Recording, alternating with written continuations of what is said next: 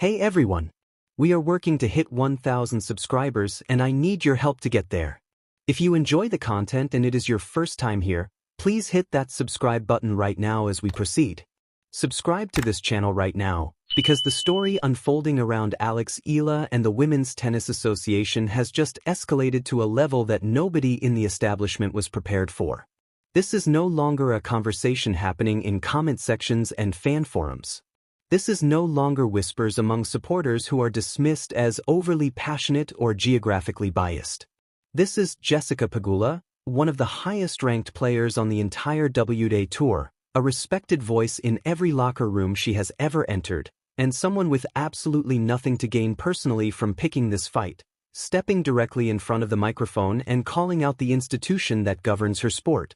And then, as if that were not already enough to shake the foundations of professional tennis, Novak Djokovic, 24 Grand Slam titles, arguably the greatest player the sport has ever produced, a man who has seen every dimension of this business from every angle imaginable, stepped forward and added his voice to the same conversation. When those two people are saying the same thing at the same time, the WTA does not get to look away anymore. The reckoning has arrived. And Eala, 20 years old, left-handed, fearless, and representing a movement that is larger than any single tournament, is right at the center of it. Let us start with what actually happened at the Australian Open, because the facts of this situation are more outrageous the more clearly you examine them. Fans traveled from across the globe to Melbourne Park specifically to watch Eala compete. Not as a secondary bonus to their trip. Not as a casual addition to a general tennis holiday. They flew from the Philippines. They came from across Southeast Asia. They traveled from the Middle East, from Europe, from every corner of the world where this young woman has captured hearts and inspired a generation of young athletes to believe that the biggest stages in sport are genuinely accessible to them. These were not casual fans who wandered in with a ground pass because the weather was nice. These were people who booked expensive international flights months in advance, arranged accommodation in a city on the other side of the world, took time away from their jobs and their families, and made significant personal financial sacrifices for the specific purpose of being in the same arena as their hero. That level of devotion, that kind of unconditional travel across oceans loyalty, is something that marketing departments at major sports institutions spend decades and hundreds of millions of dollars trying to manufacture. Eala generates it naturally, organically, and at the age of 20, simply by being herself and competing with everything she has. And what did the Australian Open do with that extraordinary, once-in-a-generation crowd energy? They scheduled her matches on a mid-sized outer court that could not physically accommodate a fraction of the audience that showed up to watch her. Jessica Pegula did not describe this as a minor oversight or an unfortunate logistical error. She called it what it was: disrespect. Disrespect toward Eala as a competitor who had earned the right to a bigger stage through her results and her global appeal. And disrespect toward the fans who had traveled extraordinary distances and spent significant money for the experience of watching her play, only to find themselves locked outside a court that had reached capacity long before they could get through the door. Pegula revealed something even more damning, that she had been explicitly told by tournament officials that this was the best, most electric crowd ever seen at an Australian Open. The best crowd in the modern history of the tournament. And the player most responsible for generating that extraordinary atmosphere was put on a court that could not hold the people who came to watch her. Read that sentence as many times as you need to, because the logic of that decision simply does not exist. There is no version of rational sports business management in which you identify your biggest crowd draw, confirm that she has produced the most extraordinary fan turnout in recent tournament history, and then decline to give her a court worthy of that moment. Pegula went further, and this is the part that has reverberated most powerfully across the tennis world. She suggested publicly that the WTA and tournament directors might not actually like what they are seeing from Eala, that they might be uncomfortable with it, that there could be something beyond simple incompetence driving these decisions. That is an extraordinarily serious allegation coming from a player of Pegula's stature, and it carries a weight that cannot be dismissed with a press release.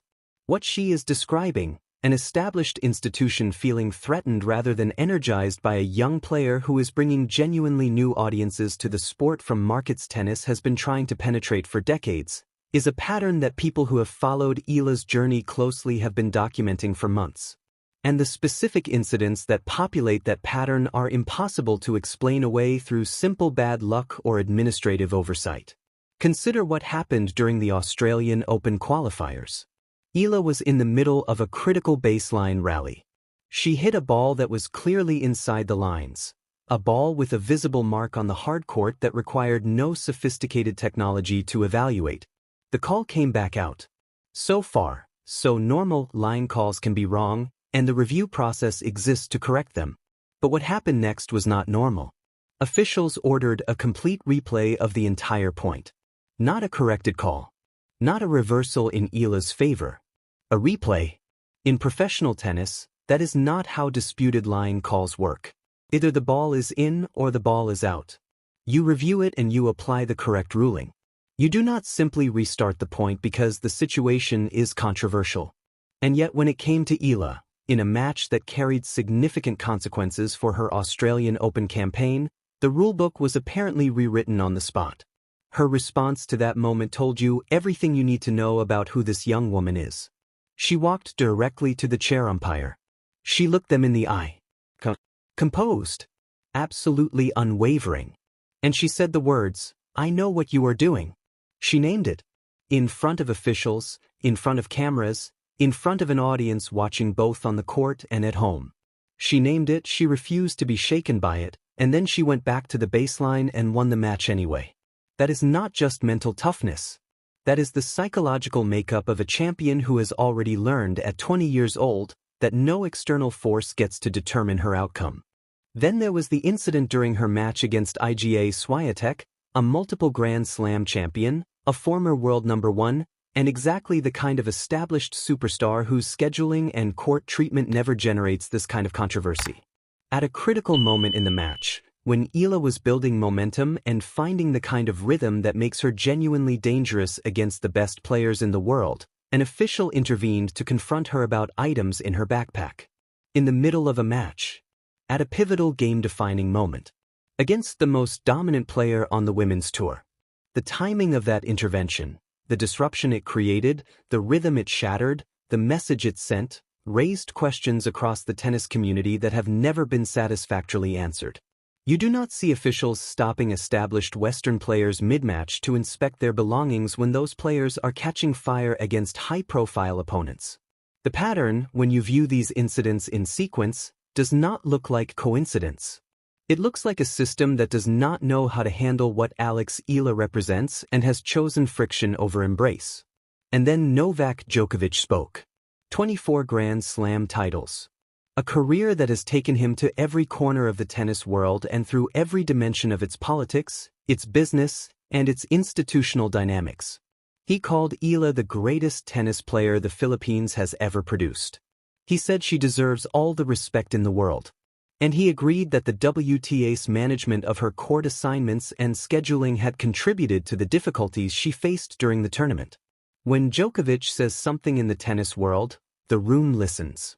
There is no precedent or ranking or institutional authority large enough to simply absorb that statement and move on unchanged. The weight of his endorsement, combined with the specificity and passion of Pegula's critique, has created a moment that the WTA cannot explain away, cannot deflect with a communication strategy, and cannot afford to ignore. Because here is the commercial reality that sits underneath all of the sporting injustice. Eala is generating what no marketing budget can buy. She is filling stadiums in markets that professional tennis has been desperately trying to reach for years. The Filipino diaspora across the UAE alone numbers close to 1 million people. Her matches in Dubai drew near-capacity crowds for first-round encounters against players ranked within one spot of her. The Khalifa International Tennis Complex in Doha saw its most passionate crowd of the entire Qatar Open when Eala played her first-round match, a match she lost, and then saw that energy evaporate the moment she was gone and the established rankings hierarchy continued without her crowd. The WTA needs new markets. It needs new audiences. It needs the kind of deep, passionate, culturally rooted fan loyalty that sustains a sport across generations rather than fluctuating with the results of individual tournaments. Eala is delivering all of that at 20 years old, in markets the sport has been trying to unlock for decades. And the institutional response has been small courts, backpack inspections, and bizarre officiating procedures. The story is not finished. Eala is not going anywhere. She will keep showing up, keep competing, keep climbing the rankings, and keep filling every arena she enters with the kind of energy that makes people fall in love with sport. The question is whether the WTA finally recognizes what it has in this young woman, a generational marketing asset, a genuine competitive force, and a cultural phenomenon that could expand the global footprint of women's tennis in ways the sport has never previously achieved, and starts treating her accordingly. Or whether it continues down a path that is being documented, named, and called out by some of the most respected voices in the history of the game. Now we need your voice. Do you believe the WTA is deliberately mishandling Eala's scheduling and treatment, or is this institutional incompetence on a spectacular scale? Do you think Pegula and Djokovic speaking out will force real, tangible change? And do you believe the Australian Open owed Eala a center court match given what she brought to that tournament in fan attendance alone? Drop every unfiltered thought you have in the comments right now because this conversation demands to be as loud as possible. Smash that like button to push this story to every tennis fan who needs to hear it. Subscribe to this channel so you never miss a moment of this extraordinary journey, and share this video because Eala's story deserves every platform it can get. The movement is real, and it is only just beginning.